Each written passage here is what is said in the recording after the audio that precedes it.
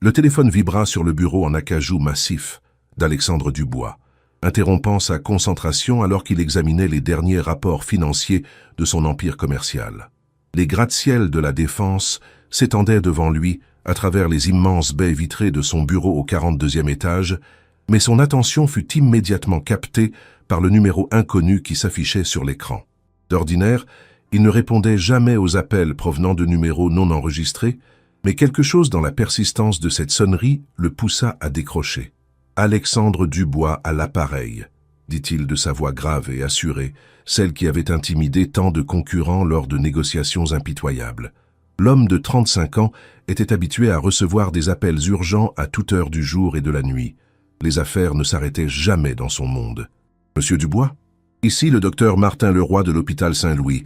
Je vous appelle concernant mademoiselle Éléonore Rousseau. Selon nos dossiers, vous êtes répertorié comme son contact d'urgence. » Le nom frappa Alexandre comme un coup de tonnerre. Éléonore Rousseau. Sa secrétaire personnelle depuis 3 ans, celle qui connaissait chaque détail de sa vie professionnelle, chaque rendez-vous, chaque préférence. Une femme discrète aux yeux verts perçants et aux cheveux châtains, toujours parfaitement coiffée, qui travaillait avec une précision chirurgicale et une dévotion qui l'avait toujours intrigué. Mais pourquoi diable était-il son contact d'urgence? Si cette histoire vous captive déjà, n'hésitez pas à laisser un j'aime et à vous abonner à la chaîne pour ne manquer aucune suite. Et dites-nous en commentaire, que pensez-vous du mystère autour d'Éléonore? Pourquoi Alexandre serait-il son contact d'urgence? Que s'est-il passé? Demanda-t-il, sa voix trahissant une inquiétude qu'il ne se connaissait pas. Son cœur battait plus fort, une sensation qu'il n'avait pas ressentie depuis des années dans le monde impitoyable des affaires. Mademoiselle Rousseau a été victime d'un grave accident de voiture il y a 2 heures. Elle est actuellement en chirurgie d'urgence. Son état est critique mais stable. Nous avons besoin que vous veniez immédiatement à l'hôpital pour prendre certaines décisions médicales en son nom, car elle est inconsciente et... La voix du médecin se tut un instant. « Monsieur, elle n'a personne d'autre. Aucune famille répertoriée, aucun autre contact. Vous êtes la seule personne qu'elle ait désignée. » Alexandre se figea. Comment était-ce possible? Éléonore, cette femme mystérieuse qui gérait sa vie avec tant d'efficacité, n'avait personne d'autre que lui. Il réalisa soudain qu'en 3 années de collaboration quotidienne, il ne savait pratiquement rien de sa vie privée. Elle arrivait chaque matin à 8 heures précises, repartait le soir après avoir terminé toutes ses tâches, et entre ces moments, elle était l'efficacité incarnée. Mais que faisait-elle le reste du temps? Où vivait-elle? Avait-elle des amis, de la famille, un petit ami? « J'arrive immédiatement », répondit-il en se levant déjà de son siège. Pour la première fois de sa carrière, Alexandre Dubois abandonna son bureau sans terminer ce qu'il faisait. Il attrapa sa veste de costume Armani et ses clés de voiture, ignorant les regards surpris de ses employés qui n'avaient jamais vu leur patron quitter le bureau en plein après-midi avec une telle précipitation. Le trajet jusqu'à l'hôpital Saint-Louis lui parut interminable, malgré la puissance de sa Aston Martin DB11 qui filait à travers les rues parisiennes. Dans les embouteillages, des images d'Éléonore défilaient dans son esprit. Son sourire discret quand elle lui apportait son café le matin, sa façon de pencher légèrement la tête quand elle prenait des notes, ses mains fines qui tapaient sur le clavier avec une élégance naturelle. Il réalisa avec un choc qu'il connaissait par cœur tous ses petits gestes, toutes ses habitudes, mais qu'il ignorait tout de ses sentiments, de ses rêves, de ses peurs. Pourquoi n'avait-il jamais cherché à en savoir plus? Pourquoi avait-il maintenu cette distance professionnelle alors qu'ils passaient plus de temps ensemble que la plupart des couples? Et surtout, pourquoi avait-elle choisi de faire de lui son contact d'urgence? L'hôpital Saint-Louis se dressait devant lui, imposant et austère dans la lumière déclinante de cette fin d'après-midi d'octobre. Alexandre gara sa voiture dans le parking visiteur et se dirigea d'un pas rapide vers l'entrée des urgences. L'odeur caractéristique de désinfectant et l'agitation contrôlée du personnel médical le frappèrent dès qu'il franchit les portes automatiques. « Je cherche le docteur Leroy, je suis Alexandre Dubois », annonça-t-il à l'accueil. L'infirmière, une femme d'une 50aine d'années aux cheveux gris, leva les yeux vers lui et son expression changea immédiatement. Elle avait reconnu le nom, qui en France ne connaissait pas Alexandre Dubois, le plus jeune milliardaire du pays, celui qui avait bâti un empire dans la technologie et l'immobilier. « Le docteur Leroy vous attend, monsieur. Suivez-moi, s'il vous plaît. » Ils traversèrent des couloirs aux murs blancs cassés, croisèrent des familles inquiètes assises sur des chaises en plastique, des médecins pressés, des patients en fauteuil roulant. Alexandre, habituellement à l'aise dans tous les environnements, se sentait étrangement vulnérable dans ce monde où l'argent et le pouvoir ne servaient à rien. Le docteur Leroy était un homme dans la soixantaine, aux cheveux blancs et au regard perçant derrière des lunettes cerclées.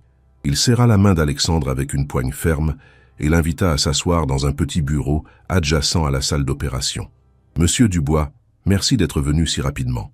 La situation de mademoiselle Rousseau est délicate. Elle a subi un traumatisme crânien important ainsi que plusieurs fractures.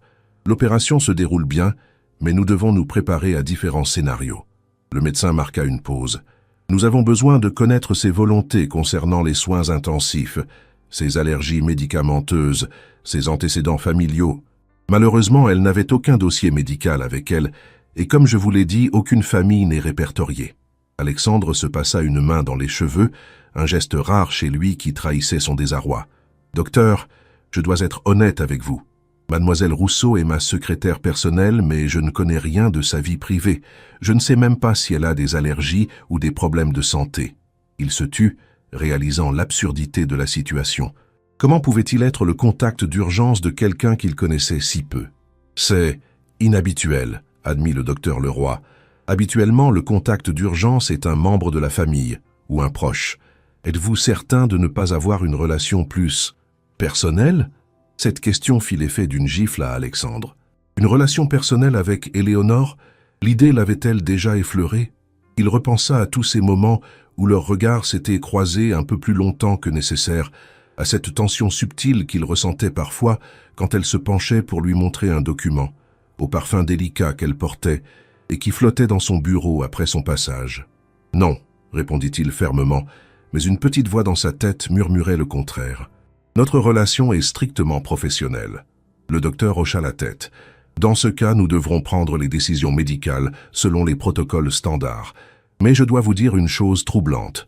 En fouillant dans ses affaires personnelles pour trouver des informations médicales, nous avons découvert quelque chose d'étrange. » Alexandre se redressa. « Quoi donc ? Mademoiselle Rousseau semble vivre sous une fausse identité. » Le monde d'Alexandre vacilla. « Comment ça, une fausse identité ? Les documents d'identité dans son sac correspondent bien à Éléonore Rousseau, mais nous avons trouvé d'autres papiers, des photos, des lettres, qui suggèrent qu'elle pourrait s'appeler Charlotte Moreau. Et il y a autre chose, une photo de vous, monsieur Dubois, qu'elle gardait dans son portefeuille, une photo prise apparemment à votre insu. » Alexandre sentit le sol se dérober sous ses pieds. Qui était vraiment cette femme qui travaillait à ses côtés depuis 3 ans? Pourquoi vivait-elle sous une fausse identité? Et pourquoi gardait-elle sa photo? « Puis-je voir ces documents ?» demanda-t-il, la gorge serrée. Le docteur lui tendit un sac plastique contenant les effets personnels d'Éléonore. Alexandre l'ouvrit avec des mains tremblantes. Il y avait effectivement une photo de lui prise de loin, probablement lors d'un déjeuner d'affaires. Mais ce qui le troubla le plus, ce fut une lettre manuscrite jamais envoyée, qui commençait par « Mon cher Alexandre ». Il la lut rapidement, et chaque mot était comme un coup de poignard. Éléonore, ou Charlotte, parlait de son amour secret pour lui, de sa peur qu'il découvre son véritable passé, de sa culpabilité de vivre sous une fausse identité. Elle évoquait des menaces, un danger qu'elle avait fui, et sa reconnaissance envers lui qui, sans le savoir, lui avait offert une nouvelle vie. « Docteur, » dit Alexandre d'une voix blanche, « cet accident, êtes-vous certain que c'en était un ?» Le médecin fronça les sourcils. « Que voulez-vous dire? Les freins de sa voiture ont-ils été vérifiés? Y a-t-il des témoins ?» Alexandre se leva, son instinct d'homme d'affaires reprenant le dessus. Si quelqu'un avait voulu faire du mal à Éléonore, il le découvrirait. La police enquête, mais pour l'instant, rien n'indique autre chose qu'un accident. Sa voiture a dérapé sur une route mouillée et a percuté un arbre. Mais si vous avez des raisons de penser... Alexandre ne l'écoutait plus. Il composait déjà un numéro sur son téléphone. « Marcus, c'est Alexandre. J'ai besoin que tu me rendes un service, urgent. » Marcus Beaumont était son ami d'enfance et maintenant commissaire de police. Si quelqu'un pouvait l'aider à démêler cette histoire, c'était lui. « Qu'est-ce qui se passe, Alex? Tu as une voix bizarre. »« Il s'agit de ma secrétaire. Elle a eu un accident, mais je pense qu'il faut creuser plus profond. Elle vivait sous une fausse identité et je viens de découvrir qu'elle recevait peut-être des menaces. Peux-tu venir à l'hôpital Saint-Louis?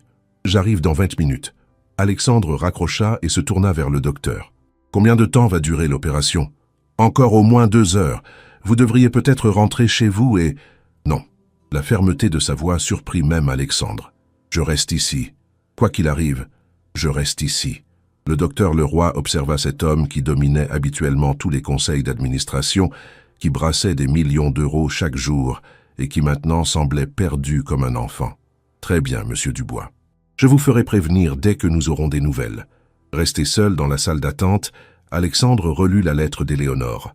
Chaque phrase révélait une femme qu'il n'avait jamais soupçonnée, passionnée, vulnérable, courageuse. Elle écrivait qu'elle était tombée amoureuse de lui dès le premier jour, mais qu'elle savait que son passé l'empêcherait toujours d'avoir une relation normale. Elle parlait d'un homme dangereux qui l'avait forcé à fuir sa vie d'avant, un homme qui pourrait encore la retrouver. « Charlotte Moreau », murmura Alexandre. Ce nom ne lui disait rien, mais il était déterminé à découvrir qui elle était vraiment. Son téléphone vibra. Un message de son assistant. « Monsieur, votre rendez-vous de 17 heures avec les investisseurs japonais. » Alexandre éteignit son téléphone. Pour la première fois de sa vie, les affaires pouvaient attendre. Marcus arriva comme promis, accompagné d'un jeune inspecteur. Grand et mince, avec des cheveux blonds coupés courts et des yeux bleus perçants, Marcus avait gardé son allure athlétique de leurs années d'université. Il serra Alexandre dans ses bras, un geste rare entre eux. « Raconte-moi tout », dit-il en s'asseyant. Alexandre lui expliqua la situation, l'appel de l'hôpital, la découverte de la fausse identité, la lettre mystérieuse. Marcus l'écouta attentivement, prenant des notes. « Charlotte Moreau, ce nom me dit quelque chose. » Il se tourna vers son collègue. « Lieutenant Durand, pouvez-vous faire une recherche dans nos fichiers ?» Pendant que l'inspecteur pianotait sur son ordinateur portable, Marcus posa des questions à Alexandre. Depuis quand Éléonore travaillait-elle pour lui? Comment s'était passé son recrutement? Avait-il remarqué quelque chose d'inhabituel dans son comportement? En fait, admit Alexandre, maintenant que j'y repense, il y a eu des petites choses. Elle ne parlait jamais de sa famille, ne participait jamais aux événements sociaux de l'entreprise, ne prenait jamais de congés longs, et elle était toujours la première arrivée et la dernière partie, comme si elle n'avait nulle part où aller. « Chef, intervint l'inspecteur Durand, j'ai trouvé quelque chose. Charlotte Moreau, 28 ans, portée disparue il y a 3 ans et demi à Marseille.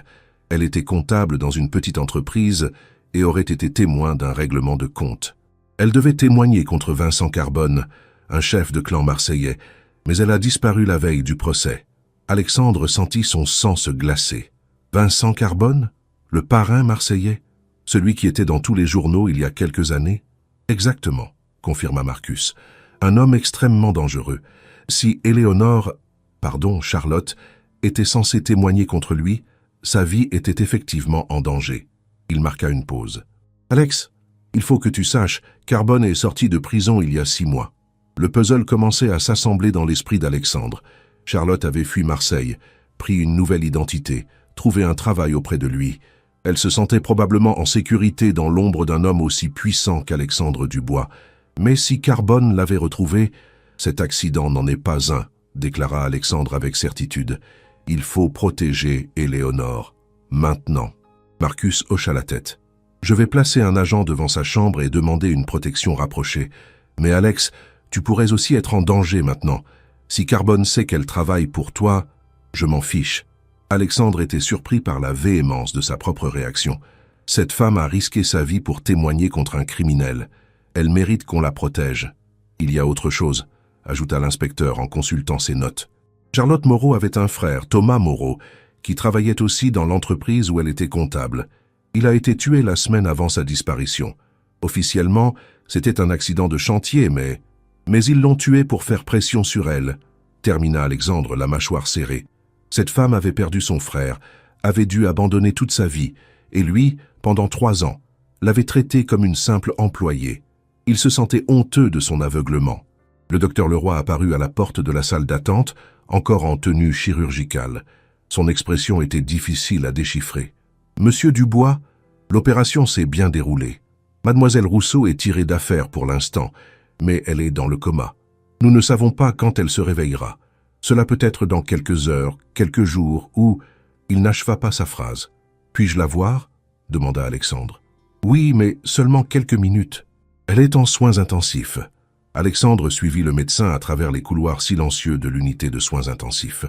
L'atmosphère était feutrée, ponctuée seulement par le bip régulier des machines de monitoring et le chuchotement des infirmières.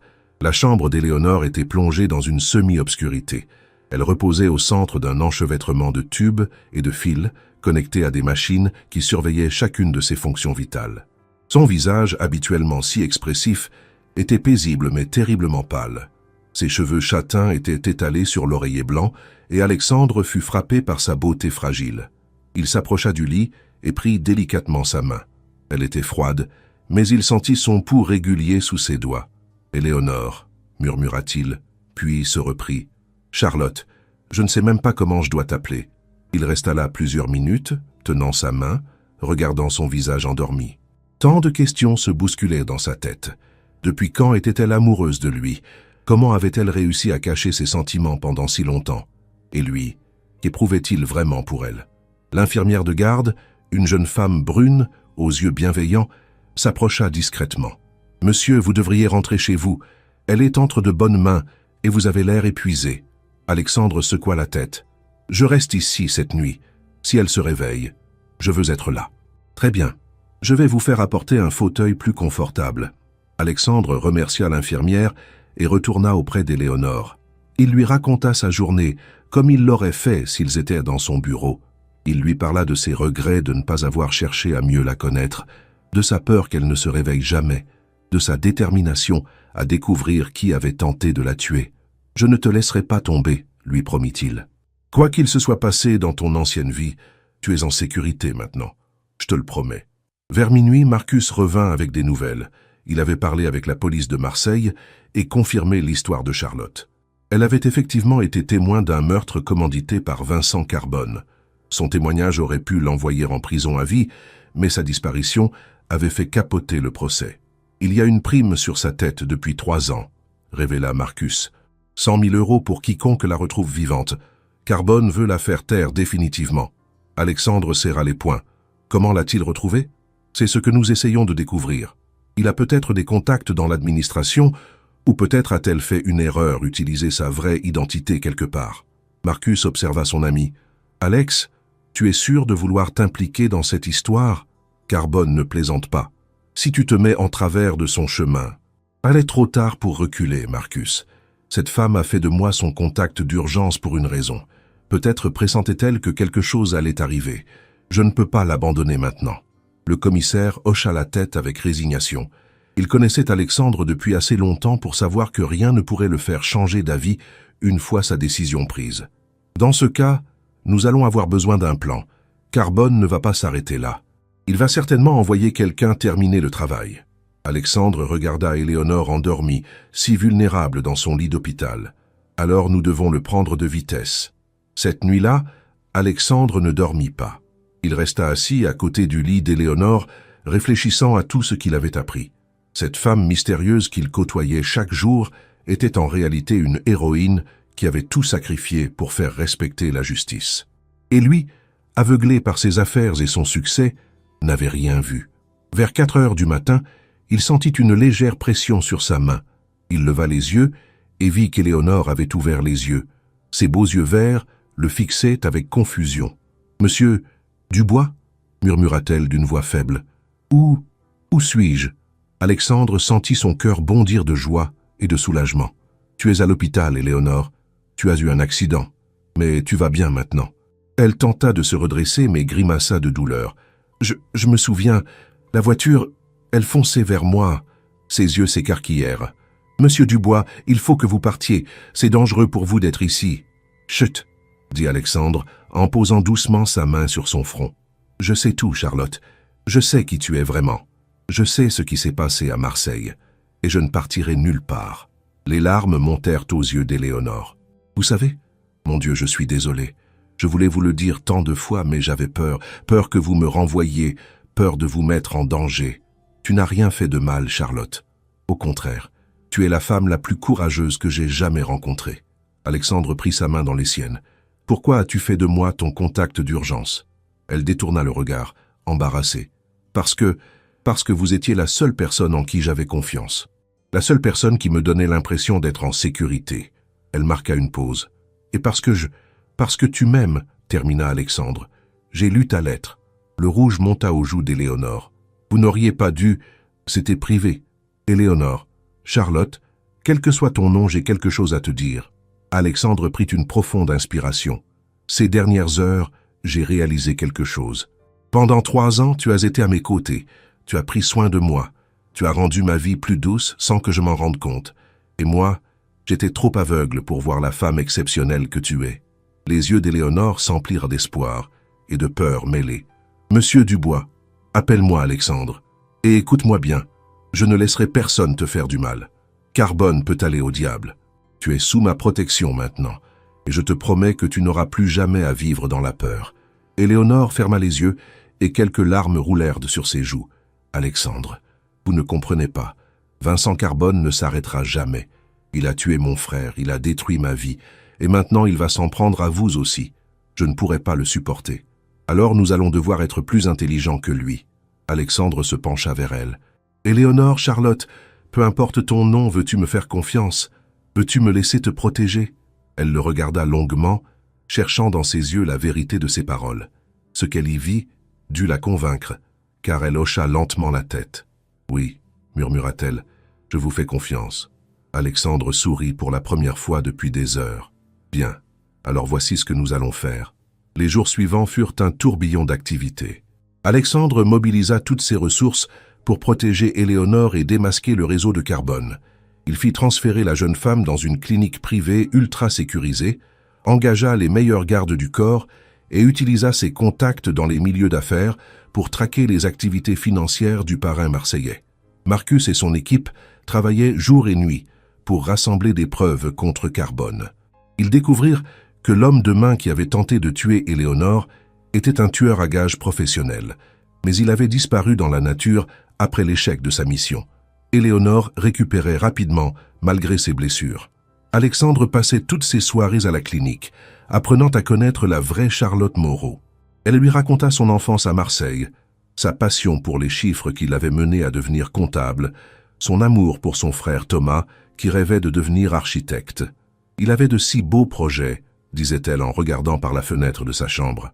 Il voulait construire des logements sociaux écologiques, rendre la beauté accessible aux plus démunis. Carbone l'a tué pour une histoire d'argent sale, comme s'il n'était rien. Alexandre écoutait ces récits avec une émotion grandissante.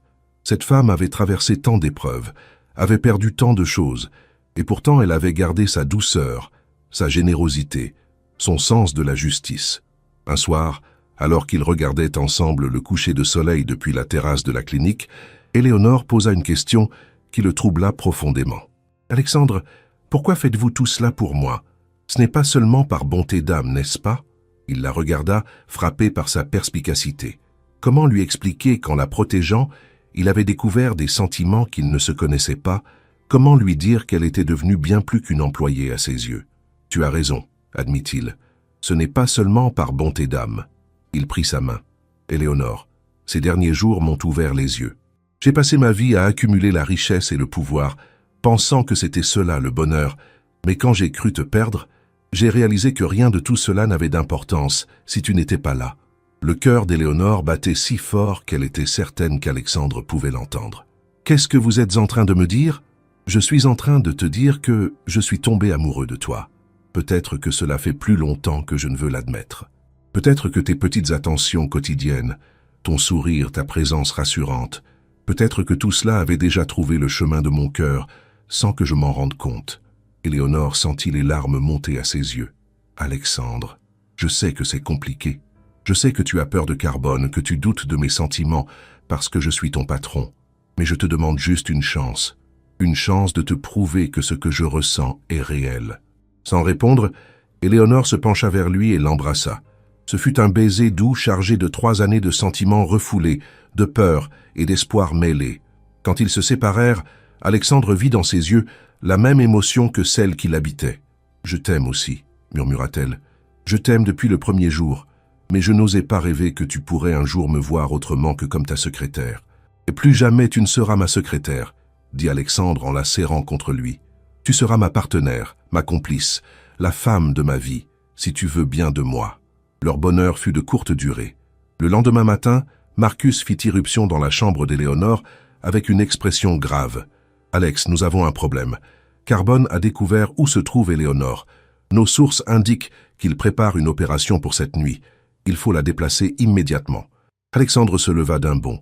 Comment l'a-t-il trouvée? Cette clinique est supposée être sûre. Nous pensons qu'il y a une fuite dans notre système. Quelqu'un le renseigne. Marcus regarda Éléonore.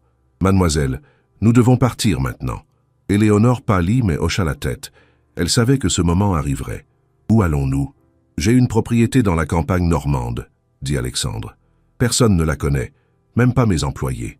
Nous y serons en sécurité le temps de mettre Carbone hors d'état de nuire. 1 heure plus tard, il quittait discrètement la clinique par une sortie de service. Alexandre conduisait sa voiture personnelle, une BMW banalisée qu'il gardait pour ses rares moments d'intimité. Éléonore était assise à côté de lui, encore faible mais déterminée. Marcus et 2 policiers en civil les escortaient dans une voiture séparée. Le trajet vers la Normandie se déroula sans incident. La propriété d'Alexandre était un ancien manoir du XVIIIe siècle qu'il avait rénové avec goût, niché au cœur d'un parc de 20 hectares. C'était son refuge secret, l'endroit où il venait quand le poids des affaires devenait trop lourd. « C'est magnifique », murmura Éléonore en découvrant la demeure de pierre blonde et ses jardins à la française. Comment un endroit si paisible peut-il exister? J'ai acheté cette propriété il y a 5 ans, expliqua Alexandre en l'aidant à sortir de la voiture. Je pensais que cela me servirait de résidence secondaire, mais finalement, je n'y viens presque jamais. Je travaille trop. Il la regarda. Peut-être que cela va changer. Ils s'installèrent dans le manoir sous la protection discrète de l'équipe de Marcus. Pour la première fois depuis des jours, Éléonore put se détendre un peu. Alexandre lui fit visiter la propriété, lui montra sa bibliothèque personnelle, ses collections d'art, le jardin d'hiver où il cultivait des orchidées rares. « Je ne savais pas que vous aimiez les fleurs », dit-elle en admirant les délicates corolles blanches et roses. « Il y a beaucoup de choses que tu ne sais pas sur moi », répondit Alexandre avec un sourire. « Tout comme moi, j'ai beaucoup de choses à découvrir sur toi. » Nous avons perdu 3 années à nous côtoyer sans vraiment nous connaître. Cette soirée-là, ils dînèrent en tête-à-tête dans la grande salle à manger du manoir. Alexandre avait cuisiné lui-même, révélant encore un talent insoupçonné. Ils parlèrent de tout et de rien, évitant soigneusement le sujet de Carbone et de la menace qui pesait sur eux. « Parle-moi de tes rêves, » dit Alexandre en lui servant un verre de vin. « Qu'est-ce que tu voulais faire avant... » « Avant tout ça, » Éléonore réfléchit un moment. « J'aimerais créer une fondation pour aider les familles de victimes de crimes organisés. Trop souvent, ces gens sont abandonnés par la société, comme si le malheur de leurs proches les rendait intouchables. » Ses yeux brillèrent. « Avec mon expérience de comptable et tes moyens, nous pourrions vraiment faire la différence. » Alexandre fut touché par sa générosité. Même après tout ce qu'elle avait subi, elle pensait encore aux autres. « Et moi, qu'est-ce que je ferais dans cette fondation ?» demanda-t-il avec tendresse. « Tu apprendrais à voir au-delà des chiffres et des profits. Tu découvrirais que la vraie richesse, c'est de pouvoir changer la vie des gens. » Elle posa sa main sur la sienne. « Alexandre, tu es un homme bon, mais tu t'es enfermé dans un monde où seule la réussite financière compte. Il y a tellement plus à découvrir. » Cette nuit-là, ils firent l'amour pour la première fois. Ce fut une union tendre et passionnée, chargée de tous les sentiments qu'ils avaient gardés secrets pendant si longtemps. Dans les bras d'Alexandre, Éléonore oublia momentanément ses peurs et ses blessures, et Alexandre découvrit ce que signifiait vraiment aimer quelqu'un plus que soi-même. Le lendemain matin, ils furent réveillés par Marcus qui tambourinait à la porte de leur chambre. « Alex, Éléonore, levez-vous, Carbone est ici !» Alexandre bondit du lit et enfila rapidement un pantalon. Par la fenêtre, il vit plusieurs voitures noires qui remontaient l'allée du manoir. Des hommes en sortaient, armés jusqu'aux dents. « Comment nous ont-ils trouvés ?» cria-t-il à Marcus. « Je ne sais pas. Nos hommes de garde ont été neutralisés. Nous sommes cernés. » Éléonore s'était habillée en hâte. Elle était pâle mais déterminée. « Alexandre, il faut que tu partes. Ils me veulent de moi, pas toi. Si tu restes, tu vas mourir. »« Jamais. » Alexandre la prit par les épaules. « Nous partons ensemble, ou nous restons ensemble. » Un homme au visage scarifié apparut sur le seuil de la chambre, pointant un fusil d'assaut vers eux. « Personne ne bouge. Mademoiselle Moreau, ou devrais-je dire Rousseau, vous venez avec nous. Monsieur Dubois, vous avez commis une grave erreur en vous mêlant de nos affaires. »« Qui êtes-vous » demanda Alexandre, bien qu'il se doutât de la réponse. « Je suis Vincent Carbone, et cette petite garce m'a coûté 3 années de prison. Il est temps qu'elle paie. » L'homme qui venait d'entrer était plus petit qu'Alexandre ne se l'était imaginé, mais son regard était d'une froideur glaciale. Il devait avoir la cinquantaine, avec des cheveux grisonnants et un costume de bonne coupe qui ne parvenait pas à dissimuler sa violence naturelle. « Monsieur Carbone, » dit Éléonore d'une voix qu'elle s'efforçait de maintenir ferme, « vous avez ce que vous voulez. Laissez partir Alexandre et ses hommes.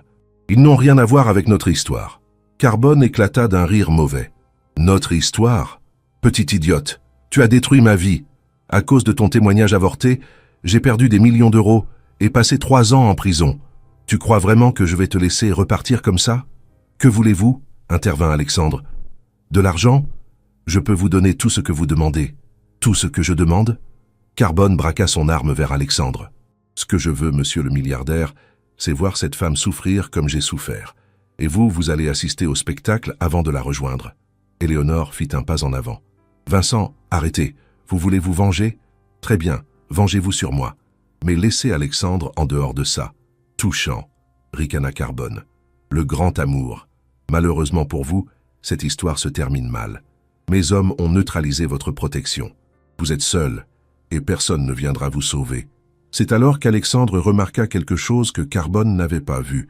Marcus, caché derrière la porte, faisait des signes discrets. Il préparait quelque chose. Alexandre devait gagner du temps. « Carbone, vous êtes un homme d'affaires. Parlons affaires. Je suis prêt à vous dédommager largement pour les pertes que vous avez subies. »« Vous ne comprenez pas, » siffla Carbone. « Il ne s'agit pas d'argent, il s'agit d'honneur. Cette femme m'a humilié devant tout Marseille. Elle doit payer. »« L'honneur ?» Alexandre sentit la colère monter en lui. « Vous parlez d'honneur? Vous avez tué un innocent, Thomas Moreau, juste pour faire pression sur sa sœur. Vous appelez ça de l'honneur ?» Le visage de Carbone se durcit. « Thomas Moreau s'est mis sur mon chemin. Comme vous, monsieur Dubois. » C'est à ce moment que tout bascula. Marcus et 2 policiers firent irruption dans la chambre, armes au poing. Une fusillade éclata. Carbone se jeta derrière le lit, ripostant avec son fusil. Alexandre plaqua Éléonore au sol, la protégeant de son corps. Les coups de feu résonnaient dans le manoir, brisant le calme matinal. Des cris retentissaient dans les couloirs, signe que les hommes de Carbone se battaient contre les forces de police. « Alexandre !» cria Éléonore. « Tu es blessé ?» Il vérifia rapidement. « Non, ça va. Et toi ? Ça va. » Marcus avançait prudemment vers Carbone, qui s'était retranché derrière un lourd secrétaire Louis XV. « Carbone, rendez-vous. Vous êtes cerné. »« Jamais !» hurla le mafieux. « Si je dois mourir, cette salope mourra avec moi. » Il se redressa brusquement et visa Éléonore. Alexandre n'hésita pas une seconde. Il se jeta devant elle au moment où Carbone tirait. La balle le toucha à l'épaule, et il s'effondra en gémissant. « Alexandre !» Éléonore se précipita vers lui sans se soucier du danger. Marcus profita de ce moment de distraction pour tirer. Carbone fut touché en pleine poitrine et s'écroula. Le silence retomba soudain sur la chambre. « Alexandre, reste avec moi !» Éléonore pressait ses mains sur la blessure de son amoureux, tentant de stopper l'hémorragie. « Marcus, il faut appeler une ambulance. »« C'est déjà fait, » rassura Marcus en s'agenouillant près d'eux. « Alex, tu m'entends » Alexandre ouvrit péniblement les yeux. « Éléonore, tu n'as rien ?»« Je vais bien grâce à toi. » Les larmes coulaient sur ses joues. « Pourquoi as-tu fait ça? Tu aurais pu mourir. »« Parce que je t'aime, » murmura Alexandre, « et que la vie sans toi n'aurait plus de sens. » L'ambulance arriva rapidement, et Alexandre fut transporté d'urgence à l'hôpital le plus proche. Éléonore ne le quitta pas d'une semelle, tenant sa main pendant tout le trajet. L'opération dura 3 heures. La balle avait endommagé des muscles et des tendons, mais aucun organe vital n'était touché. Alexandre s'en sortirait avec quelques séquelles de mobilité, mais il était vivant. Quand il se réveilla en salle de réveil, Éléonore était là, assise à son chevet. Elle avait l'air épuisée, mais souriait à travers ses larmes. « Salut !» dit-il faiblement. « Salut !» répondit-elle en portant sa main à ses lèvres. « Comment te sens-tu » Comme si j'avais été renversé par un camion, mais vivant. Il l'observa. « Et Carbone ?»« Mort. C'est fini, Alexandre. Vincent Carbone ne pourra plus jamais faire de mal à personne. » Alexandre ferma les yeux, soulagé. « Enfin, Marcus a arrêté tous ces hommes. Ils vont témoigner contre le reste du clan. Mon témoignage ne sera plus nécessaire. Je suis libre, Alexandre. Libre de redevenir Charlotte Moreau, libre de vivre sans peur. « Tu es libre de m'aimer ?» demanda-t-il avec un sourire tendre. « Libre de t'aimer pour le reste de ma vie. confirma-t-elle en l'embrassant délicatement. Le PDG milliardaire a reçu un appel de l'hôpital. « Monsieur, vous êtes son seul contact d'urgence. » 2 ans après leur mariage, Alexandre et Charlotte Dubois coulaient des jours heureux dans leur manoir normand. La fondation Charlotte et Alexandre Dubois était devenue une référence en Europe dans l'aide aux victimes du crime organisé, et leur amour n'avait fait que grandir. Pourtant, ce matin de septembre, un élément allait venir troubler leur tranquillité. Charlotte était dans le jardin cueillant des roses pour décorer la maison, quand elle vit une voiture inconnue remonter l'allée. Une femme élégante d'une 60aine d'années en sortit, avec des cheveux argentés impeccablement coiffés et un tailleur Chanel. Quelque chose dans son allure familière fit battre le cœur de Charlotte plus fort. « Excusez-moi, » dit la femme en s'approchant. « Je cherche Charlotte Moreau. On m'a dit qu'elle habitait ici. » Charlotte laissa tomber son panier de roses. Cette voix, elle la connaissait, même si elle ne l'avait pas entendue depuis plus de 4 ans. « Maman ?» murmura-t-elle incrédule. Isabelle Moreau se figea, les larmes montant immédiatement à ses yeux. « Ma chérie, mon petit ange, c'est vraiment toi ?» Elles coururent l'une vers l'autre et s'étreignirent au milieu de l'allée, pleurant toutes les deux. 4 années de séparation forcée, 4 années à croire qu'elles ne se reverraient jamais, s'effaçaient dans cette étreinte. « Comment m'as-tu retrouvée ?» demanda Charlotte entre ses sanglots. « C'est dangereux pour toi d'être ici. Carbone est mort, ma chérie. Le danger est passé. » Isabelle caressa le visage de sa fille. « J'ai engagé un détective privé. Il m'a fallu 2 ans, mais j'ai fini par te retrouver. Et j'ai appris que tu t'étais mariée. » C'est à ce moment qu'Alexandre apparut sur le perron, alerté par les voix. Il vit sa femme dans les bras d'une inconnue, toutes deux en larmes, et comprit immédiatement. « Maman, » dit Charlotte en se retournant vers lui, « je te présente Alexandre, mon mari. Alexandre, voici ma mère, Isabelle Moreau. » Alexandre s'approcha avec émotion. Charlotte lui avait tellement parlé de sa mère, de cette femme forte qui avait élevé seule ses 2 enfants après la mort de leur père dans un accident de chantier. « Madame Moreau, » dit-il en prenant respectueusement ses mains, « Charlotte m'a tellement parlé de vous. Vous êtes ici chez vous pour aussi longtemps que vous le souhaiterez. » Isabelle observa cet homme grand et distingué qui avait épousé sa fille.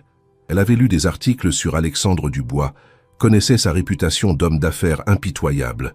Mais ce qu'elle voyait dans ses yeux quand il regardait Charlotte la rassura immédiatement. « Merci, monsieur Dubois. J'ai beaucoup entendu parler de vous aussi. » Elle sourit à travers ses larmes. « Et appelez-moi Isabelle, je vous prie. Nous sommes famille maintenant. » Cette réunion miraculeuse était un rêve devenu réalité pour Charlotte, mais elle apportait aussi son lot de complications. Isabelle avait des nouvelles troublantes à partager.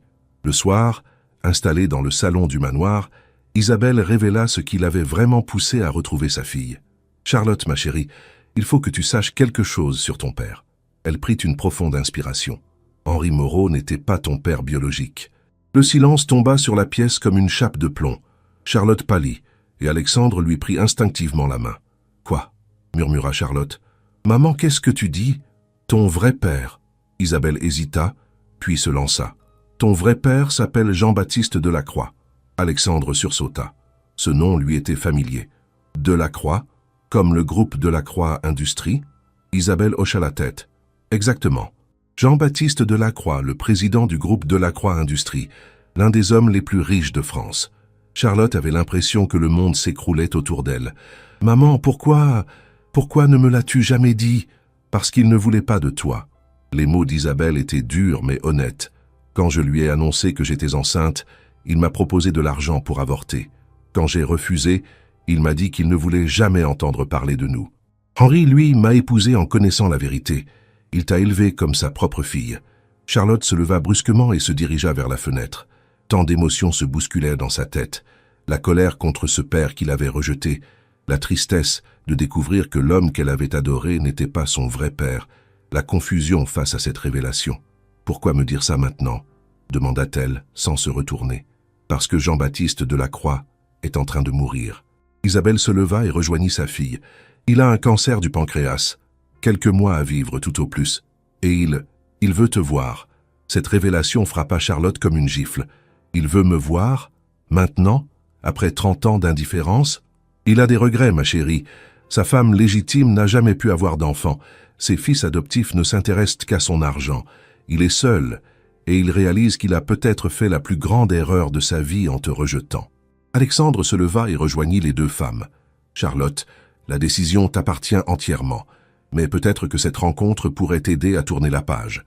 Si cette révélation vous captive autant que nous, n'hésitez pas à laisser un j'aime et à vous abonner à notre chaîne. Et dites-nous en commentaire, pensez-vous que Charlotte devrait rencontrer son père biologique? Que feriez-vous à sa place ?» Charlotte se tourna vers Alexandre, les yeux brillants de larmes. « Tu penses vraiment que je devrais le voir? Je pense que tu as le droit de connaître ton histoire complète. Ça ne changera rien à l'amour que tu portais à Henri Moreau, ni à celle que tu es devenue. Mais ça pourrait t'aider à comprendre certaines choses sur toi-même. » Charlotte réfléchit longuement. Finalement, elle hocha la tête. « D'accord, je vais le voir, mais je veux que tu viennes avec moi. »« Bien sûr, » répondit Alexandre sans hésiter. « Nous affronterons ça ensemble, comme tout le reste. » Le lendemain, ils prirent la route vers Paris. Jean-Baptiste Delacroix les avait fait inviter dans son hôtel particulier du 16e arrondissement. Charlotte était de plus en plus nerveuse à mesure qu'ils approchaient de leur destination. L'hôtel particulier était une demeure impressionnante du début du XXe siècle, avec une façade en pierre de taille et des grilles dorées. Un maître d'hôtel en livrée les accueillit et les conduisit vers un salon somptueux. Jean-Baptiste Delacroix les attendait, assis dans un fauteuil en cuir près de la cheminée. L'homme de 65 ans était visiblement affaibli par la maladie, mais son regard restait perçant. Quand il vit Charlotte entrer, ses yeux s'emplirent d'émotion. « Mon Dieu !» murmura-t-il. « Tu ressembles tant à ta mère au même âge, et tu as mes yeux. » Charlotte s'avança lentement, observant cet homme qui était son père biologique. Effectivement, ils avaient les mêmes yeux verts, la même forme de visage. « Monsieur Delacroix, » dit-elle d'une voix neutre, « s'il te plaît, appelle-moi Jean-Baptiste. » Ou, il hésita, « ou papa, si tu peux. » Charlotte se raidit. « Je n'ai eu qu'un seul papa, Henri Moreau, un homme qui m'a aimé sans condition et qui est mort en me protégeant. » Jean-Baptiste baissa la tête, acceptant le reproche. « Tu as raison, je n'ai pas le droit de revendiquer ce titre. » Il leva les yeux vers Alexandre. « Monsieur Dubois, je suppose? Merci d'être venu, et merci de prendre soin de Charlotte. » Alexandre serra la main de l'homme, observant sa sincérité apparente. « Monsieur Delacroix. » Ils s'assirent à tous les trois et un silence pesant s'installa. Finalement, Jean-Baptiste prit la parole. « Charlotte, je ne vais pas t'insulter en essayant de justifier mes actions d'il y a 30 ans. J'étais jeune, ambitieux et égoïste. Ta mère elle était merveilleuse, mais elle n'appartenait pas à mon monde.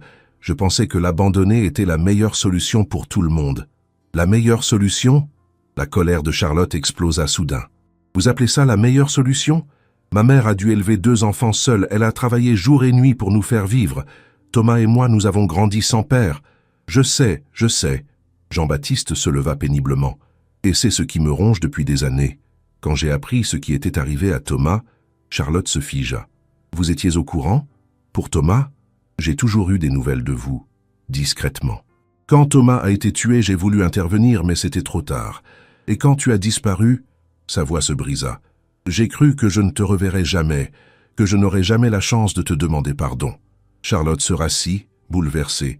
Cet homme qu'elle haïssait depuis qu'elle connaissait son existence avait suivi sa vie de loin.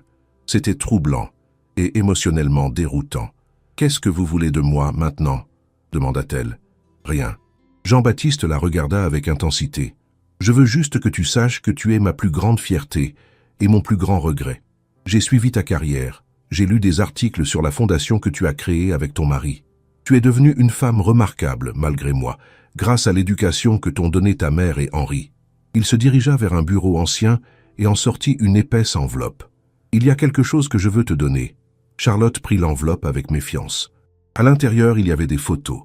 Elle et Thomas enfants, à l'école, pendant leurs vacances, à leur remise de diplôme, des centaines de photos qu'elle n'avait jamais vues. « Comment avez-vous eu ça ?» murmura-t-elle, émue malgré elle. « J'ai engagé un détective privé pour me tenir au courant de vos vies. Je voulais être sûr que vous ne manquiez de rien, même de loin. » Il retourna s'asseoir. « J'étais présent à votre remise de diplôme, Charlotte, dans le fond de l'amphithéâtre. J'étais si fier de toi. » Charlotte regardait les photos avec des larmes dans les yeux. Sur l'une d'elles, elle se souvenait de ce jour-là, de cette sensation d'être observée. Elle avait toujours pensé que c'était son imagination. « Pourquoi ne vous êtes-vous jamais manifesté ?» demanda-t-elle. parce que je pensais que j'avais perdu ce droit, et aussi, il hésita, aussi parce que j'ai été lâche. Je ne savais pas comment me présenter devant vous après tant d'années. Alexandre, qui avait observé la scène en silence, prit enfin la parole. « Monsieur Delacroix, qu'attendez-vous de cette rencontre ?» Jean-Baptiste le regarda avec respect. « J'attends que Charlotte me pardonne, même si je ne le mérite pas. Et je veux m'assurer qu'elle et les gens qu'elle aime ne manqueront jamais de rien. »« Nous n'avons besoin de rien, » répondit Charlotte rapidement. « Je sais. Mais laisse-moi au moins contribuer à votre fondation. Laisse-moi faire quelque chose de bien avant de mourir. » Alexandre et Charlotte échangèrent un regard. La proposition était tentante. Avec les moyens financiers de Delacroix Industries, il pourrait aider des milliers de familles supplémentaires. « Nous allons y réfléchir, » dit finalement Charlotte. Jean-Baptiste sourit pour la première fois depuis le début de leur rencontre. « C'est tout ce que je peux espérer. » Ils restèrent encore 1 heure, Jean-Baptiste racontant sa vie, ses regrets, sa solitude. Malgré elle, Charlotte commençait à voir en lui non pas le monstre qu'elle avait imaginé, mais un homme brisé par ses propres erreurs. En partant, Jean-Baptiste prit la main de Charlotte. « Ma chérie, je sais que je n'ai pas le droit de te demander ça, mais pourrais-tu revenir me voir? J'aimerais apprendre à te connaître, même si c'est trop tard. » Charlotte le regarda longuement. « Je vais essayer. » Dans la voiture du retour, Charlotte était silencieuse. Alexandre respectait son besoin de réflexion, mais il voyait bien qu'elle était bouleversée. « Qu'est-ce que tu penses de tout ça ?» finit-elle par demander. « Je pense que c'est un homme qui a fait de terribles erreurs, mais qui semble sincèrement le regretter. La question est, peux-tu lui pardonner ?» Charlotte soupira. « Je ne sais pas. Une partie de moi a envie de le haïr pour tout ce qu'il nous a fait subir. Mais une autre partie voit un vieil homme seul qui va mourir avec ses regrets. Tu n'es pas obligé de décider maintenant. Prends ton temps. » De retour au manoir, Charlotte eut une longue conversation avec sa mère. Isabelle lui raconta son histoire avec Jean-Baptiste. Ils s'étaient rencontrés quand elle était étudiante en littérature et lui, jeune héritier en stage dans l'entreprise familiale. Leur liaison avait duré 6 mois. Passion intense, mais socialement impossible. « Je ne lui en veux plus, tu sais, » dit Isabelle. « J'ai eu une belle vie avec Henri et j'ai eu 2 enfants merveilleux. Parfois, les erreurs du passé mènent au bonheur du présent. » Cette phrase résonna longtemps dans l'esprit de Charlotte. N'était-ce pas exactement ce qui s'était passé avec Alexandre? Si elle n'avait pas fui Marseille, si elle n'avait pas pris cette fausse identité, elle ne l'aurait jamais rencontré. Les semaines suivantes, Charlotte retourna plusieurs fois voir Jean-Baptiste. À chaque visite, elle découvrait un peu plus l'homme derrière le mythe. Il lui parla de son enfance dorée mais solitaire, de la pression familiale pour reprendre l'entreprise, de son mariage arrangé avec une femme qu'il respectait, mais n'aimait pas. « Tu sais, lui dit-il un jour, quand j'ai appris que tu avais épousé Alexandre Dubois, j'ai été jaloux. Pas parce qu'il était riche, mais parce qu'il avait gagné ton amour. C'est quelque chose que tout l'argent du monde ne peut pas acheter. » Petit à petit, Charlotte commença à le voir différemment. Non pas comme un père, ce rôle appartiendrait toujours à Henri, mais comme un homme qui avait payé le prix de ses erreurs et qui cherchait une forme de rédemption. 1 mois après leur première rencontre, Jean-Baptiste fit une proposition qui bouleversa tout le monde. « Je veux léguer la majorité de mes parts dans Delacroix Industries à Charlotte », annonça-t-il lors d'une réunion avec ses avocats, Charlotte et Alexandre. « Quoi ?» Charlotte se leva d'un bond. « Mais c'est impossible. Mes fils adoptifs hériteront suffisamment pour vivre confortablement. Mais toi, tu es ma vraie fille, et tu es la seule qui puisse donner un sens à cet héritage. » Alexandre était aussi stupéfait que sa femme. « Monsieur Delacroix, c'est un groupe qui vaut plusieurs milliards d'euros. » « Exactement.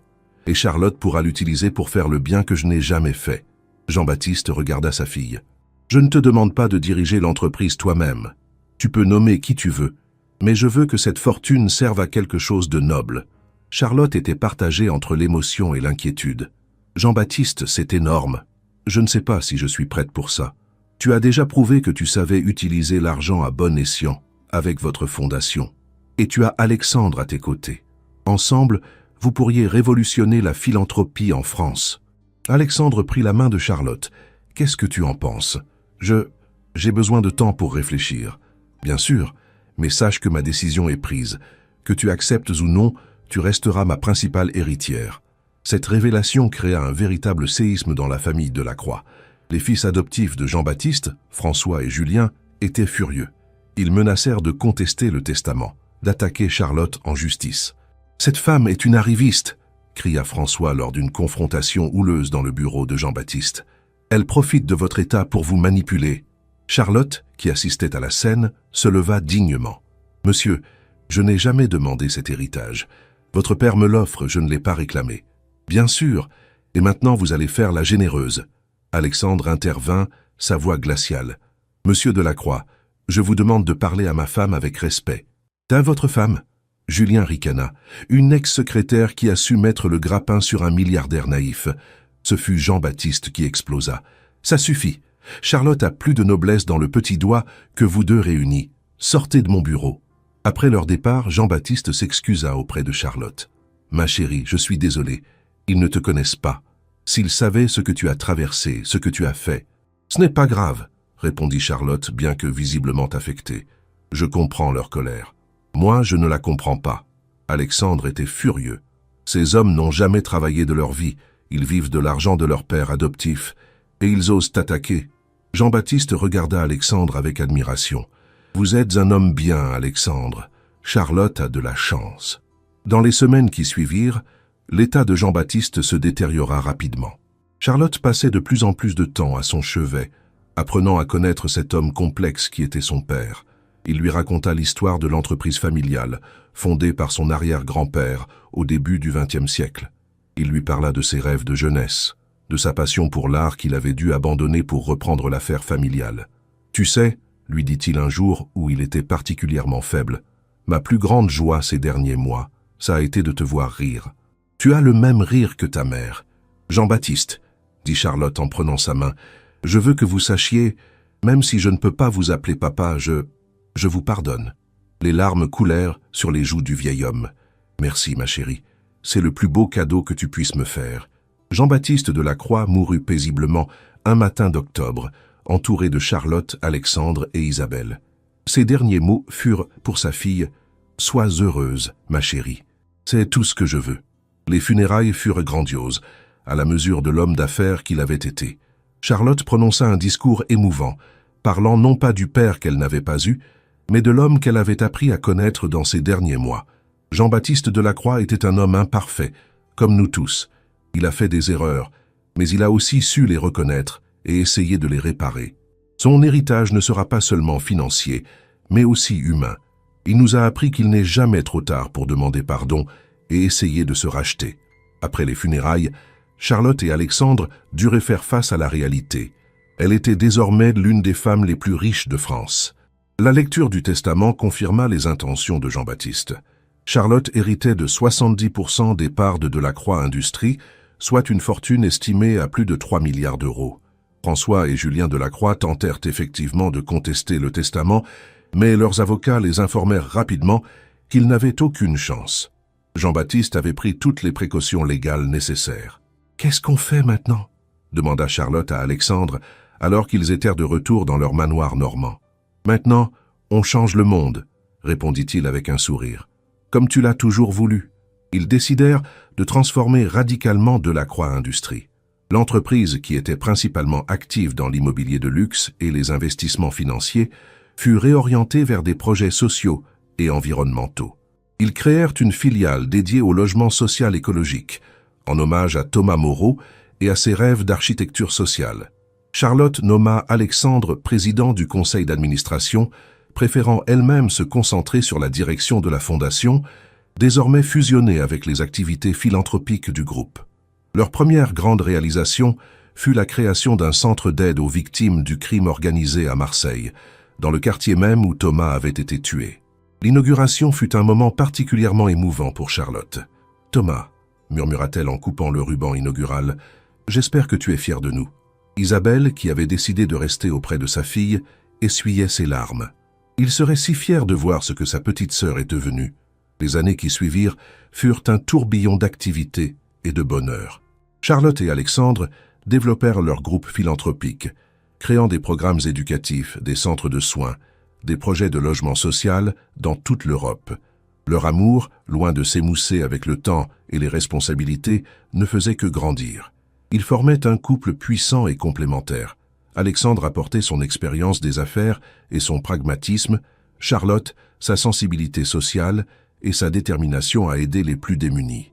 Un soir de printemps, alors qu'ils se promenaient dans leur jardin normand, Charlotte annonça une nouvelle qui bouleversa Alexandre. « J'ai quelque chose à te dire », dit-elle avec un sourire mystérieux. « Quoi donc ?» Alexandre s'arrêta, intrigué par son expression. « Nous allons avoir un bébé. » Alexandre resta figé un moment, puis un immense sourire illumina son visage. Il souleva Charlotte dans ses bras et la fit tourner, tous deux riant aux éclats. « Un bébé », répéta-t-il. « Charlotte, c'est merveilleux. Tu es heureux ?» demanda-t-elle, bien qu'elle connût déjà la réponse. « Heureux ? Je suis aux anges. » Il la reposa délicatement et posa ses mains sur son ventre encore plat. « Notre enfant, oui, notre enfant, qui grandira dans l'amour et la sécurité, entouré de sa famille. » Cette grossesse apporta une dimension supplémentaire à leur bonheur. Alexandre, déjà protecteur avec Charlotte, devint encore plus attentionné. Il l'accompagnait à tous ses rendez-vous médicaux, lisait des livres sur la parentalité, préparait minutieusement l'arrivée du bébé. « Tu sais, » dit-il un jour en assemblant le berceau dans ce qui allait devenir la chambre du bébé, « j'ai parfois l'impression que tout ça est trop beau pour être vrai. » Charlotte, qui l'observait depuis le seuil de la porte, s'approcha de lui. « Qu'est-ce que tu veux dire ?»« Je veux dire que j'ai l'impression d'avoir gagné à la loterie de la vie. Une femme exceptionnelle, une mission qui a du sens et maintenant un enfant. Parfois j'ai peur que quelque chose vienne tout gâcher. » Charlotte prit son visage entre ses mains. « Alexandre, arrête de t'inquiéter. Nous avons traversé tant d'épreuves pour arriver jusqu'ici. Nous méritons ce bonheur. Tu as raison. » Il l'embrassa tendrement. « Et notre enfant aura la plus merveilleuse des mères. » Leur fille naquit un matin de novembre, sous un ciel d'automne doré. Ils l'appelèrent Émilie Moreau-Dubois, en hommage à Henri Moreau qui avait été un père aimant pour Charlotte. Quand Alexandre tint sa fille pour la première fois, les larmes coulèrent sur ses joues. Cette petite créature parfaite était le symbole de tout ce qu'ils avaient construit ensemble. « Bonjour ma princesse », murmura-t-il. « Papa t'aime déjà plus que tout au monde. » Charlotte, épuisée mais radieuse, regardait l'homme de sa vie tenir leur enfant. « Elle a tes yeux, » dit-elle. « Ça est ton nez, » répondit Alexandre. « Elle sera belle comme sa maman. » Isabelle, qui était présente pour l'accouchement, pleurait elle aussi. Si Henri et Thomas pouvaient en voir ça, ils seraient si heureux. Les premiers mois avec Émilie furent un mélange de joie intense et de fatigue. Alexandre découvrait les joies et les angoisses de la paternité, se levant la nuit pour les biberons, changeant les couches avec une application touchante. Qui aurait cru qu'Alexandre Dubois, le redoutable homme d'affaires, fondrait devant une petite fille de 3 kilos, plaisanta Charlotte en le voyant bercer Émilie pour l'endormir. Cette petite fille de 3 kilos a plus de pouvoir sur moi que tous les conseils d'administration du monde, répondit-il avec tendresse. Leur vie s'organisa autour de leur fille et de leur mission philanthropique. Charlotte avait repris progressivement ses activités, travaillant souvent depuis le manoir pour pouvoir s'occuper d'Émilie. Alexandre avait réaménagé ses horaires pour passer plus de temps en famille. Un jour, alors qu'Émilie avait 6 mois, ils reçurent la visite inattendue de Marcus, maintenant commissaire divisionnaire. « Alex, Charlotte, j'ai des nouvelles qui vont vous intéresser », annonça-t-il après avoir joué avec Émilie. « Bonnes ou mauvaises ?» demanda Alexandre. « Excellente. Vous vous souvenez de l'enquête sur le réseau de Carbone? Eh bien, grâce aux preuves que nous avons rassemblées et aux témoignages que vous avez permis de recueillir via votre fondation, nous venons de démanteler tout le réseau. 15 arrestations, dont plusieurs gros bonnets du milieu marseillais. » Charlotte sentit un poids énorme s'enlever de ses épaules. « C'est vraiment fini? Complètement fini. Le témoignage que tu aurais dû donner il y a des années, finalement d'autres l'ont donné. Thomas n'est pas mort pour rien, Charlotte. » Cette nouvelle marqua une étape importante dans la vie de Charlotte. Elle pouvait enfin tourner définitivement la page sur cette période traumatisante et se concentrer pleinement sur son avenir. Pour fêter cette libération symbolique, Alexandre organisa une surprise pour Charlotte. Il avait fait venir sa mère à Paris et organisé une cérémonie de renouvellement de leurs vœux de mariage. « Pourquoi ?» demanda Charlotte, émue en découvrant la petite chapelle décorée de roses blanches. « Parce que quand nous nous sommes mariés la première fois, tu portais encore le poids de ton passé. Aujourd'hui, tu es libre. Je veux renouveler mes vœux avec la femme libérée que tu es devenue. » La cérémonie fut simple et émouvante. Devant l'autel avec Émilie dans les bras et Isabelle comme témoin, ils se promirent à nouveau amour et fidélité. « Je promets de t'aimer dans la joie, comme dans la peine, » dit Alexandre, « de te protéger et de te chérir, de construire avec toi un monde meilleur pour notre fille et pour tous ceux qui ont besoin d'aide. Je promets de t'aimer avec tout mon cœur, répondit Charlotte, de te soutenir dans tous tes projets, d'être ta partenaire dans la vie comme dans nos missions. Je promets que notre amour sera notre force pour changer le monde. En sortant de la chapelle, Charlotte regarda le chemin parcouru depuis ce fameux appel téléphonique qui avait tout changé. De secrétaire effacée, vivant sous une fausse identité, elle était devenue une femme épanouie, mère aimante et philanthrope reconnue. « Tu sais, dit-elle à Alexandre en berçant Émilie, parfois je me demande ce qui se serait passé si tu n'avais pas été mon contact d'urgence. Nous nous serions rencontrés autrement, répondit Alexandre avec certitude. Certaines rencontres sont inévitables. L'amour trouve toujours son chemin. Tu crois vraiment ça? J'en suis certain. Nous étions faits l'un pour l'autre, Charlotte. Peut-être que cet accident, aussi terrible qu'il ait été, n'était qu'un moyen pour le destin de nous ouvrir les yeux. Charlotte sourit. Dans ce cas, je remercie le destin, même s'il a une drôle de façon de s'y prendre. Ils rentrèrent au manoir normand, alors que le soleil se couchait sur la campagne. Dans le jardin, les roses que Charlotte aimait tant embaumaient l'air du soir. Émilie dormait paisiblement dans ses bras et Alexandre conduisait d'une main, l'autre posée sur la cuisse de sa femme. « À quoi tu penses ?» demanda Charlotte en voyant son expression rêveuse. « Je pense à notre avenir, à tous les projets que nous allons réaliser, à Émilie qui va grandir, peut-être aux autres enfants que nous aurons. » Il lui sourit. « Je pense que nous avons encore tant de belles choses à vivre ensemble. Moi aussi, j'y pense. Et je me dis que finalement, cette histoire qui a commencé par un drame se termine comme un conte de fées. Elle ne se termine pas, corrigea Alexandre. Elle continue. Notre histoire ne fait que commencer. » Il avait raison. Leur histoire d'amour, née dans l'adversité et fortifiée par les épreuves, était destinée à durer. Ensemble, ils allaient continuer à bâtir un empire philanthropique, à élever leurs filles dans l'amour et les valeurs de générosité, et peut-être à agrandir leur famille. L'appel de l'hôpital qui avait tout déclenché appartenait maintenant au passé. Ce qui comptait, c'était l'avenir qu'ils construisaient main dans la main, jour après jour, dans l'amour et le bonheur retrouvés.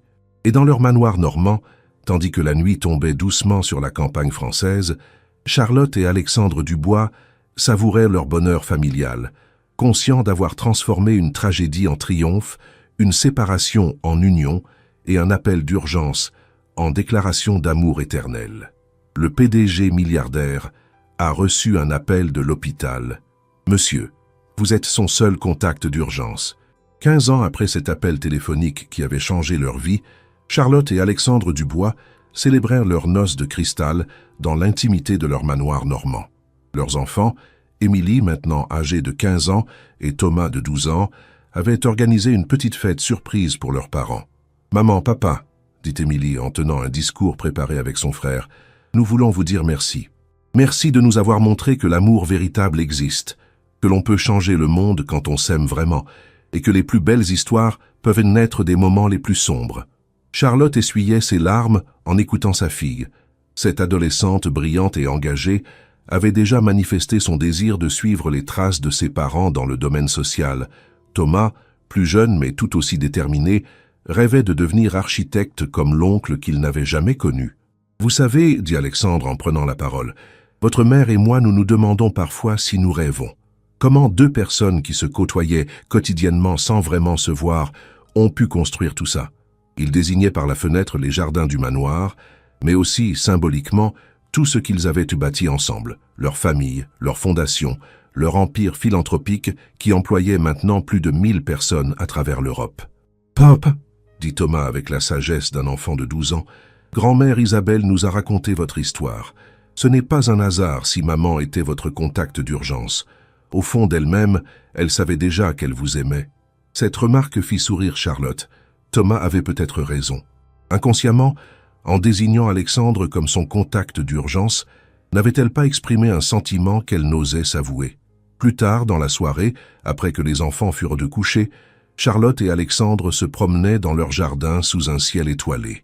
C'était devenu leur rituel, ces moments de calme après les journées bien remplies où ils pouvaient enfin se retrouver. « Tu te souviens de notre première conversation dans le jardin de la clinique ?» demanda Charlotte. « Tu m'avais dit que tu étais tombé amoureux de moi. J'avais eu du mal à y croire. » « Pourquoi ?»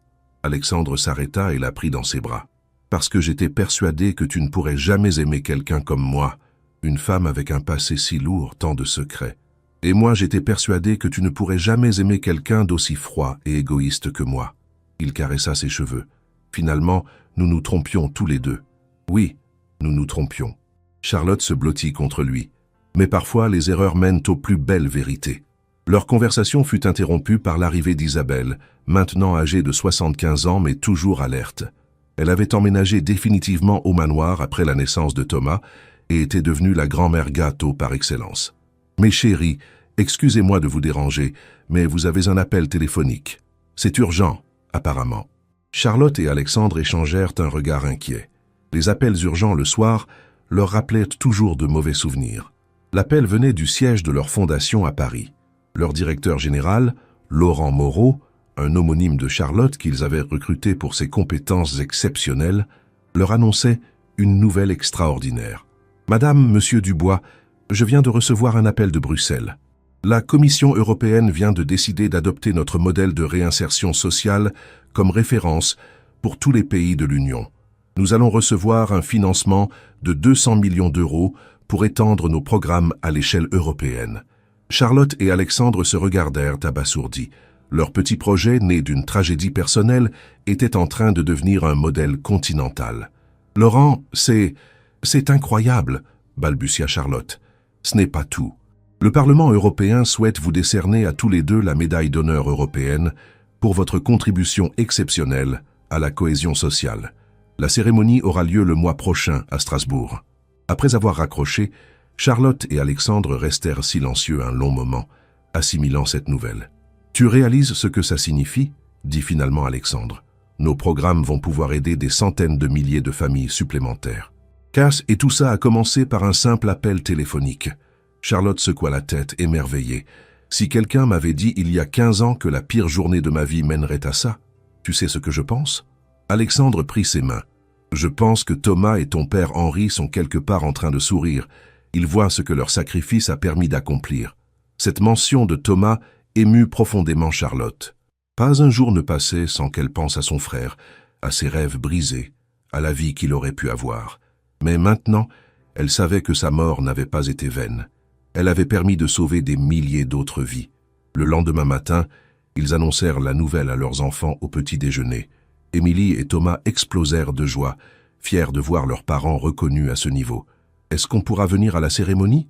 demanda Thomas excité. « Bien sûr, » répondit Charlotte. « Vous faites partie de cette histoire. Sans vous, nous n'aurions jamais eu la force d'aller aussi loin. » Émilie, plus mûre, posa une question qui toucha ses parents. « Maman, papa, vous n'avez jamais eu peur que tout ce succès change votre relation ?» Alexandre et Charlotte échangèrent un regard complice.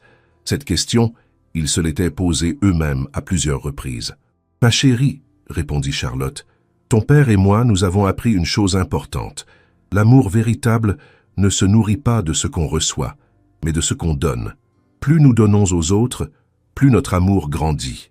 Et puis, » ajouta Alexandre avec un sourire malicieux, « comment pourrais-je oublier que je dois tout à votre maman? Sans elle, je ne serais qu'un homme riche et malheureux. Avec elle, je suis un homme riche et heureux, qui peut aider les autres. » Les semaines qui suivirent furent intenses. Il fallait préparer l'extension européenne de leur programme, coordonner avec les différents gouvernements, former de nouvelles équipes. Mais Charlotte et Alexandre avaient l'habitude de ces défis. Un matin, alors qu'ils travaillaient côte à côte dans leur bureau du manoir, ils avaient conservé l'habitude de collaborer étroitement. Charlotte leva les yeux de ses dossiers. « Alexandre, j'ai pensé à quelque chose. »« Ah, quoi donc ? Notre histoire, elle mérite d'être racontée, non ?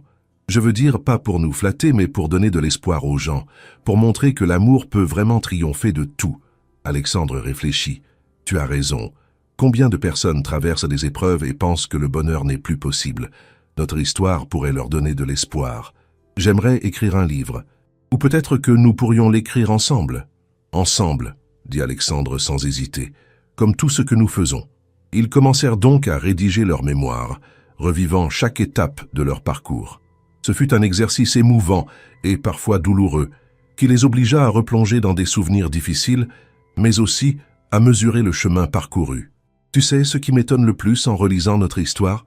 dit Charlotte un soir alors qu'ils travaillaient sur le chapitre consacré à leur rencontre avec Jean-Baptiste Delacroix. Quoi? C'est de voir à quel point chaque épreuve, même la plus terrible, nous a menés vers quelque chose de meilleur.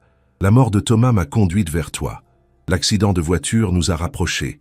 La découverte de mon vrai père nous a donné les moyens d'aider encore plus de gens. Ça, c'est peut-être ça, la vie, réfléchit Alexandre. Une succession d'épreuves et de bonheurs qui n'ont de sens que quand on les regarde avec du recul. Leur livre, intitulé « L'appel qui a tout changé », fut publié l'année suivante et devint rapidement un best-seller. Les lecteurs étaient touchés par cette histoire d'amour authentique, née dans l'adversité. Beaucoup écrivaient à Charlotte et Alexandre pour leur raconter comment leur récit leur avait donné courage et espoir. La cérémonie de remise de la médaille d'honneur européenne fut un moment inoubliable. Sur l'estrade du Parlement européen, devant des centaines de députés et de journalistes, Charlotte et Alexandre recevaient la plus haute distinction civile européenne. « Mesdames et messieurs, » déclara le président du Parlement, « Charlotte et Alexandre Dubois incarnent les valeurs les plus nobles de notre union, la solidarité, la générosité et la foi en l'être humain. Leur parcours prouve qu'un amour véritable peut transformer non seulement deux vies, mais la société tout entière. » Dans la salle, Émilie et Thomas applaudissèrent leurs parents, les larmes aux yeux. Isabelle, maintenant très émue, pensait à Henri et à Thomas qui auraient été si fiers.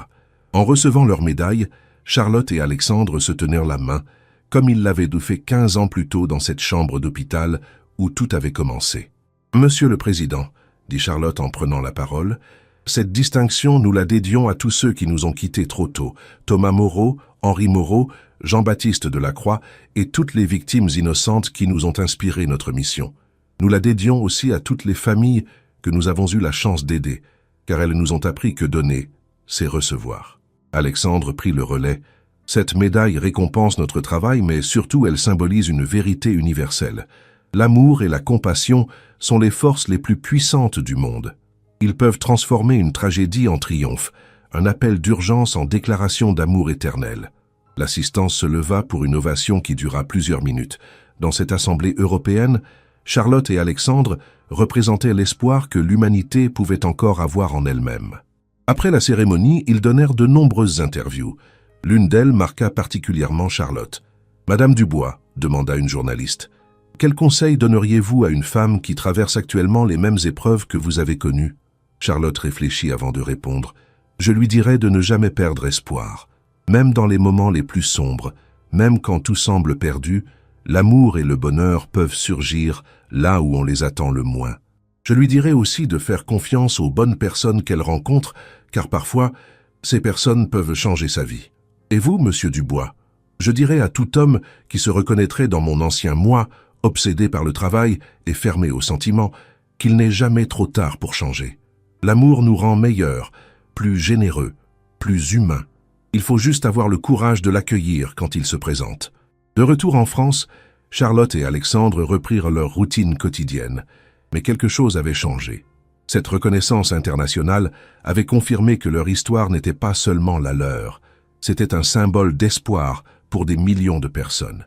Un soir d'été, alors qu'ils organisaient une garden party pour célébrer les 10 ans de leur fondation, Charlotte observait leurs invités, des familles qu'ils avaient aidées, des employés de leur centre, des bénévoles, des personnalités politiques et des journalistes, tous ces gens réunis grâce à l'amour et à la générosité. « À quoi penses-tu » demanda Alexandre en la rejoignant. « Je pense à ce que disait grand-mère quand j'étais petite.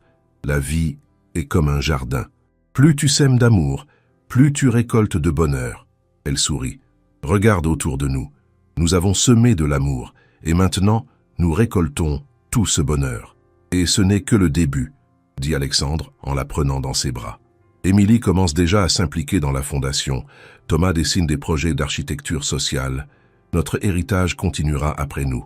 Émilie, maintenant âgée de 17 ans, s'approcha d'eux. « Maman, papa, les journalistes voudraient vous poser une dernière question. » Ils se dirigèrent vers le petit groupe de journalistes rassemblés près de la terrasse. « Monsieur et Madame Dubois, » dit l'un d'eux, « après tout ce que vous avez accompli, quel est votre plus grand rêve pour l'avenir ?»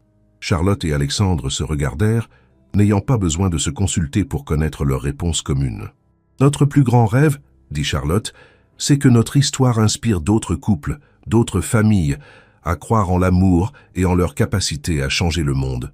Nous rêvons, » ajouta Alexandre, d'un monde où chaque appel d'urgence pourrait se transformer en appel d'amour, où chaque tragédie pourrait devenir le début d'une belle histoire. Et personnellement, insista le journaliste. Charlotte sourit en regardant Alexandre, puis leurs enfants qui discutaient avec d'autres invités. Personnellement, nous rêvons de vieillir ensemble, de voir nos enfants réaliser leurs propres rêves et peut-être un jour d'être grands-parents. L'amour, voyez-vous, conclut Alexandre, c'est le seul investissement qui rapporte toujours plus que ce qu'on y met. La soirée se termina tard, dans la douceur de l'été normand. Quand le dernier invité fut parti, la famille Dubois se retrouva seule dans leur jardin éclairé par les étoiles. « Maman, dit Thomas en bâillant, tu peux nous raconter encore une fois comment papa et toi, vous vous êtes rencontrés ?» Charlotte éclata de rire. « Thomas, tu connais cette histoire par cœur. »« Oui, mais j'aime bien l'entendre. C'est comme un conte de fées, mais en vrai. » Alexandre s'assit sur un banc et attira sa famille vers lui. « D'accord, mais c'est la dernière fois. » Il était une fois un homme d'affaires très occupé qui ne pensait qu'à son travail. Et il y avait une femme mystérieuse qui gardait des secrets, continua Émilie. Et un jour, le téléphone a sonné avec un appel qui a tout changé, ajouta Charlotte. Et ils ont découvert que l'amour était plus fort que tout, termina Thomas. Et ils vécurent heureux et eurent beaucoup d'enfants, conclurent-ils tous en chœur, dans un éclat de rire. Plus tard, quand les enfants furent accouchés, Charlotte et Alexandre restèrent encore un moment dans le jardin. « Tu sais, dit Charlotte, parfois je me demande ce que serait devenue ma vie si tu n'avais pas été mon contact d'urgence. Tu serais devenue une femme formidable quand même, répondit Alexandre. Peut-être différemment, mais ta bonté et ton courage auraient fini par triompher. Et toi? Moi? Alexandre réfléchit. Je serais probablement resté cet homme froid et seul, obsédé par l'argent. Tu m'as sauvé, Charlotte. Tu m'as montré ce qui comptait vraiment dans la vie. Charlotte se blottit contre lui. Nous nous sommes sauvés mutuellement. C'est ça, l'amour véritable, murmura Alexandre. Se sauver mutuellement, jour après jour, et construire ensemble quelque chose de plus grand que soi. Ils restèrent ainsi un long moment, savourant la paix de cette soirée d'été, conscients d'avoir vécu une vie exceptionnelle. De l'appel téléphonique tragique qui avait tout déclenché à cette soirée de célébration, ils avaient parcouru un chemin extraordinaire. Leur histoire prouvait que l'amour véritable existe, qu'il peut naître dans les circonstances les plus improbables, et qu'il a le pouvoir de transformer non seulement deux vies, mais le monde entier. Et quelque part dans le ciel étoilé de Normandie, Charlotte était certaine que Thomas et Henri souriaient, fiers de ce que leur sacrifice avait permis d'accomplir. L'appel de l'hôpital appartenait désormais à l'histoire. Ce qui comptait maintenant, c'était l'avenir radieux qu'ils continuaient à construire jour après jour, dans l'amour et le bonheur partagés. Car les plus belles histoires d'amour ne se terminent jamais vraiment. Elles se transmettent, s'enrichissent et inspirent de nouvelles générations à croire en la beauté de la vie et en la force de l'amour. Épilogue final. Et c'est ainsi que se termine cette magnifique saga d'amour qui nous aura mené des couloirs froids, d'un hôpital aux jardins ensoleillés d'un bonheur mérité. Charlotte et Alexandre Dubois ont prouvé que l'amour véritable peut triompher de toutes les épreuves et transformer le monde. Leur histoire nous rappelle que parfois, les appels les plus terrifiants peuvent devenir les plus beaux cadeaux de la vie, que les rencontres les plus importantes arrivent souvent quand on s'y attend le moins, et que l'amour authentique a le pouvoir de changer non seulement deux cœurs, mais l'humanité tout entière. Avez-vous été touché par cette conclusion épique? Quelles leçons retirez-vous de l'histoire de Charlotte et Alexandre? Pensez-vous que l'amour peut vraiment avoir un tel pouvoir transformateur? N'hésitez pas à laisser un j'aime si cette histoire vous a ému et à vous abonner à notre chaîne pour découvrir d'autres récits captivants. Vos commentaires et votre soutien nous encouragent à continuer à créer des histoires qui font vibrer vos cœurs. Merci de nous avoir suivis dans cette incroyable aventure d'amour et d'espoir. À très bientôt pour de nouvelles histoires qui vous feront rêver. Extension finale. 20 ans après cet appel fatidique, Charlotte et Alexandre Dubois étaient devenus des figures emblématiques de la philanthropie mondiale. Leur fondation avait maintenant des bureaux dans 15 pays européens et leur modèle d'aide aux victimes était étudié dans les universités du monde entier. Un matin de printemps, alors qu'ils se promenaient dans leur jardin normand devenu légendaire, Charlotte remarqua qu'Alexandre semblait pensif. « À quoi penses-tu, mon amour ?» demanda-t-elle en glissant sa main dans la sienne. « Je pensais à tous ces gens que nous avons aidés au fil des années. Des milliers de familles qui ont retrouvé espoir grâce à notre histoire. » Il s'arrêta près de la roseraie qu'ils avaient plantée ensemble. Tu sais, parfois j'ai l'impression que Thomas et Henri nous guident encore. Charlotte sourit, émue. Après toutes ces années, Alexandre n'avait jamais cessé d'honorer la mémoire de ceux qu'elle avait perdus. Émilie vient de m'annoncer qu'elle voulait ouvrir une antenne de la Fondation en Afrique, dit-elle. Elle pense que notre approche pourrait aider les enfants soldats à se réinsérer. Et Thomas Junior ? Demanda Alexandre en parlant de leur fils. Il a terminé ses plans pour le projet de logements sociaux à Marseille. Il veut les construire exactement à l'endroit où son oncle rêvait de développer ses projets d'architecture sociale. Alexandre serra sa femme contre lui. Nos enfants nous dépassent déjà. C'est exactement ce que nous espérions. Leur conversation fut interrompue par l'arrivée d'un jeune homme en costume, visiblement nerveux. C'était leur nouveau secrétaire, embauché récemment pour remplacer l'ancienne assistante d'Alexandre qui avait pris sa retraite. « Monsieur Dubois, Madame Dubois », dit-il en s'approchant avec respect. « Excusez-moi de vous déranger, mais vous avez reçu un appel urgent. » Charlotte et Alexandre échangèrent un regard amusé. Ils n'étaient plus inquiets des appels urgents comme autrefois. Leur vie était maintenant stable et sereine. « De qui ?» demanda Alexandre. « Du secrétaire général des Nations Unies. Il souhaite vous proposer de devenir ambassadeurs spéciaux pour la réinsertion des victimes de conflits. » Charlotte écarquilla les yeux. « Les Nations Unies ? Il veut étendre votre modèle à l'échelle mondiale, madame. Il parle d'un programme de plusieurs milliards de dollars sur 10 ans. » Alexandre et Charlotte se regardèrent, encore une fois stupéfaits par la portée qu'avait prise leur histoire d'amour, née d'une tragédie. « Dites au secrétaire général que nous le rappellerons dans 1 heure, » répondit Alexandre. « Nous devons en discuter en famille. » Le jeune homme s'éloigna, et Charlotte se tourna vers son mari. « Tu réalises ? De secrétaire caché sous une fausse identité à ambassadrice des Nations Unies, qui aurait pu imaginer un tel parcours ? Toi, dit Alexandre avec conviction, tu as toujours eu cette force en toi. Cet appel d'il y a 20 ans n'a fait que révéler qui tu étais vraiment. » Cette soirée-là, ils réunirent toute la famille pour discuter de cette proposition extraordinaire. Émilie, maintenant âgée de 20 ans et étudiante à Sciences Po, était enthousiaste. Thomas, 17 ans et passionné d'architecture comme son oncle, voyait déjà les possibilités de reconstruction qu'offrirait ce programme. « Maman, papa, dit Émilie, vous avez passé votre vie à aider les autres. Cette proposition des Nations Unies, c'est le couronnement de tout ce que vous avez fait. Vous ne pouvez pas refuser. Mais cela signifierait beaucoup de voyages, beaucoup de temps loin de vous, objecta Charlotte. « Nous ne sommes plus des enfants, répondit Thomas. Et puis, nous voulons continuer votre œuvre. Que vous soyez ici ou à New York, nous suivrons vos traces. » Isabelle, maintenant âgée de 80 ans mais toujours lucide, prit la parole. « Mes chéris, j'ai vécu assez longtemps pour voir ma fille passer de victime à héroïne. Si les Nations Unies reconnaissent votre travail, c'est que vous avez une mission à accomplir. Henri et Thomas seraient fiers de voir jusqu'où vous êtes allés. » Le lendemain, Charlotte et Alexandre appelèrent le secrétaire général pour accepter sa proposition. Il serait basé 6 mois par an à New York et 6 mois en Europe, dirigeant un programme mondial d'aide aux victimes de conflits.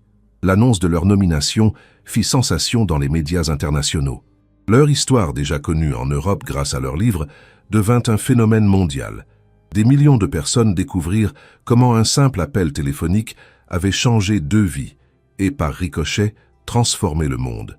Lors de leur première intervention à l'Assemblée générale des Nations Unies, Charlotte et Alexandre furent accueillis par une ovation debout de plusieurs minutes. « Mesdames et messieurs les délégués, » commença Charlotte, « il y a 20 ans, j'étais une femme brisée, cachée sous une fausse identité, convaincue que ma vie était finie.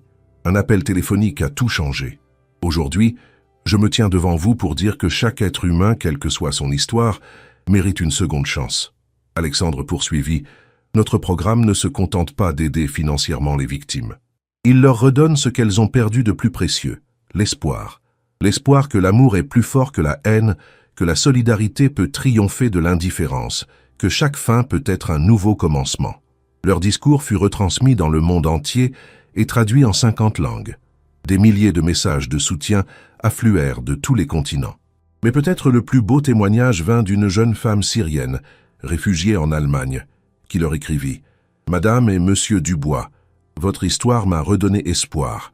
Comme vous, j'ai tout perdu. Comme vous, j'ai cru que ma vie était finie. Mais vous me montrez qu'il est possible de reconstruire, d'aimer à nouveau, de donner un sens à sa souffrance. Grâce à vous, je crois encore au miracle. » Cette lettre rappela à Charlotte et Alexandre pourquoi ils faisaient tout cela. Ce n'était pas pour la gloire ou la reconnaissance, mais pour toutes ces personnes qui, comme eux autrefois, avaient besoin de croire qu'un nouveau départ était possible. 5 ans plus tard, leur programme avait aidé plus d'1 million de familles dans 40 pays. Émilie dirigeait maintenant l'antenne africaine de la Fondation. Thomas avait construit des centres de réinsertion dans 10 villes européennes, et leur histoire continuait d'inspirer des générations de philanthropes. Un soir, en rentrant d'une mission en Asie, Charlotte et Alexandre se retrouvèrent dans leur manoir normand.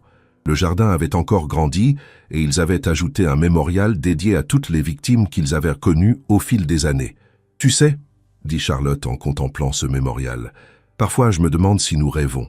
Comment une secrétaire effrayée et un PDG égoïste ont-ils pu accomplir tout ça? Parce que nous avons appris la leçon la plus importante de toutes, » répondit Alexandre. « L'amour n'est pas quelque chose qu'on garde pour soi. Plus on le partage, plus il grandit. » Ils furent interrompus par l'arrivée d'Émilie, accompagnée d'un jeune homme qu'ils ne connaissaient pas. « Maman, papa, » dit-elle avec un sourire radieux, « j'aimerais vous présenter David. Nous allons nous marier. » Charlotte sentit son cœur se remplir de joie. Sa fille avait trouvé l'amour, comme elle l'avait trouvé 25 ans plus tôt. « David est médecin, » expliqua Émilie. « Il travaille avec Médecins sans frontières. Nous nous sommes rencontrés lors d'une mission au Congo. » Alexandre serra la main du jeune homme, reconnaissant immédiatement en lui la même passion pour aider les autres qui animaient sa famille. « Bienvenue dans la famille, David, » dit-il chaleureusement. Cette nuit-là, alors qu'ils étaient seuls dans leur chambre, Charlotte et Alexandre parlèrent de l'avenir. « Nos enfants vont nous donner des petits-enfants, » murmura Charlotte. « Une nouvelle génération qui grandira avec nos valeurs. Et qui continuera notre mission, » ajouta Alexandre. « Notre histoire ne s'arrêtera jamais vraiment. Elle se transmettra de génération en génération. Comme les plus belles histoires d'amour, » conclut Charlotte en se blottissant contre lui. Dehors, la lune éclairait le jardin normand, où tout avait commencé. Quelque part dans cette lumière argentée, Charlotte était certaine que Thomas et Henri souriaient, témoins éternels de ce que leur sacrifice avait permis d'accomplir. L'appel téléphonique qui avait tout changé appartenait maintenant à l'histoire. Mais son écho résonnait encore dans le monde entier, dans chaque vie sauvée, dans chaque famille réunie, dans chaque nouveau départ rendu possible par l'amour et la compassion. Car c'est cela la véritable immortalité, non pas de vivre éternellement, mais de créer quelque chose qui nous survit. Et Charlotte et Alexandre Dubois avaient créé bien plus qu'une fondation ou qu'un programme d'aide. Ils avaient créé un espoir qui continuerait de briller longtemps après eux, prouvant au monde entier que l'amour véritable peut accomplir des miracles. Et quelque part, dans un hôpital, une clinique ou un centre d'aide, quelqu'un d'autre reçoit peut-être en ce moment même un appel qui changera sa vie. Car les plus belles histoires ne finissent jamais vraiment. Elles se multiplient, se transmettent et continuent d'illuminer le monde de leur espoir éternel.